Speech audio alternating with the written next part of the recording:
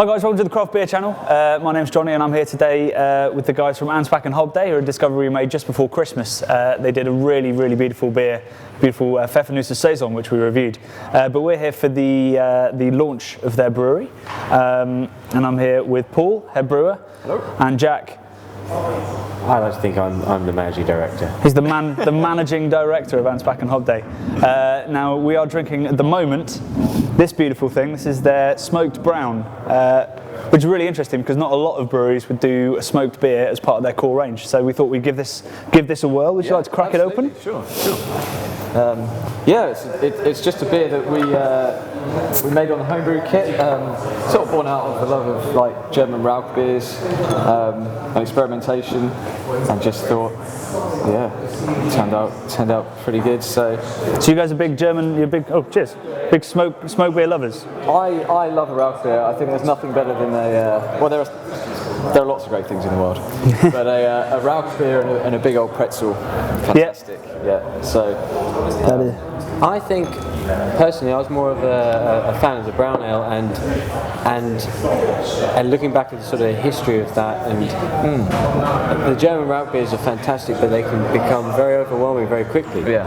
And actually, once we started thinking about brewing something smoky and then looked at brown ales, realised the heritage and history and the fact that back in the day the kilning, they would have smoked pretty much all the malt accidentally anyway. Yes. A brown ale, almost like the wild yeasts of the lambics. It was all like a happy accident. Absolutely. So we thought we'd try and recreate that, and didn't go down as such a smoky beer. Well, it's the Germans would. It's quite subtle on the nose. It's a savouriness that you wouldn't immediately go, oh, that's smoke. Yeah, absolutely. But it's gorgeous with there's some fruits. Well, we're quite generous with the hops in this one as well. So it's Browning Cross and Willamette. So a lot of like dark fruits, black currants. When this is really fresh, straight out of the fermenter, it's like you get that real black currant, almost Ribena thing going on from the Browning Cross. And when that fades, the smoke starts to come through a little bit more. Okay, so what's this? Is this quite a young one? This is the second batch, so it's probably been in bottle for about a month, I think. Okay. Yeah. So the hops are still quite fresh. Yeah. They are there. There's a freshness to it that you wouldn't necessarily associate with the smoked beer. Yeah. I think that's Absolutely, and I think that's one of the benefits of it being lightly smoked, is that you get a chance for the hops and the berry flavours that are coming from that to come through.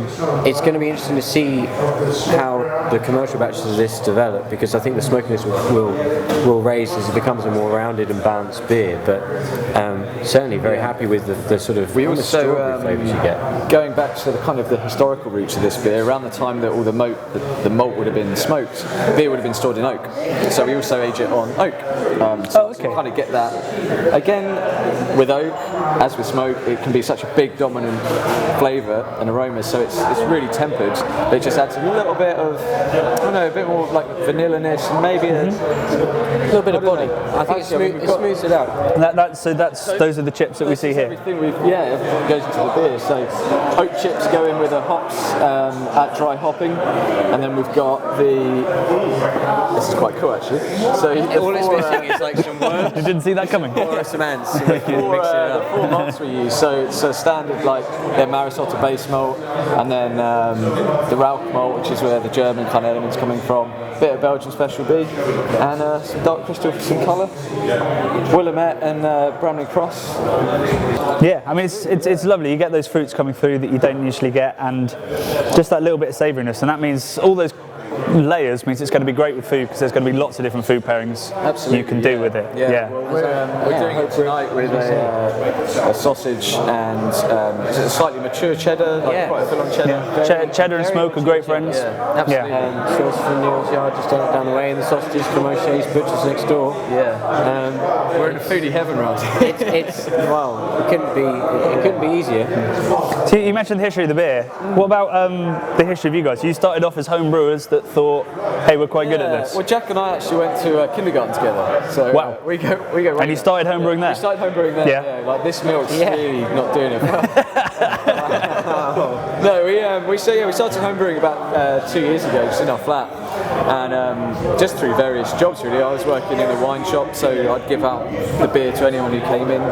We'd take it to pubs and wherever that We'd take it. was interested. Yeah. The feedback started coming was pretty good. We were trying to sort of launch a music career at that time, but weren't we all? Yeah, weren't we all at that age? No one really cared about that, but people seemed to be quite interested in the beer. So you turned to alcohol. So we absolutely. As lots of musicians do. It was a runaway success story really from when we went and did our Kickstarter project where we basically crowdsourced the money for our beautiful kits. And without the support and really the confidence of those 122 backers, most of whom we didn't know, we wouldn't be here today in an arch that is like the little chapel of the beer cathedral we're gonna build. For sure. Right. Okay, well, if you want to know more about Anspach and Hobday, sorry. It's fine. Don't worry. They've got 3 beers in their core range. They've got a gorgeous porter that's won lots of awards. You've got the smoke brown, and you've got their pale ale, which has a lovely pithy, slightly. It's almost bitter on the nose, actually. I think it's a lovely thing. So watch out for those guys, and obviously check out the other reviews we've done for them with the Pfeffernusse. And I'm sure we'll be hearing lots more from these guys. Cheers. Cheers. Thank you.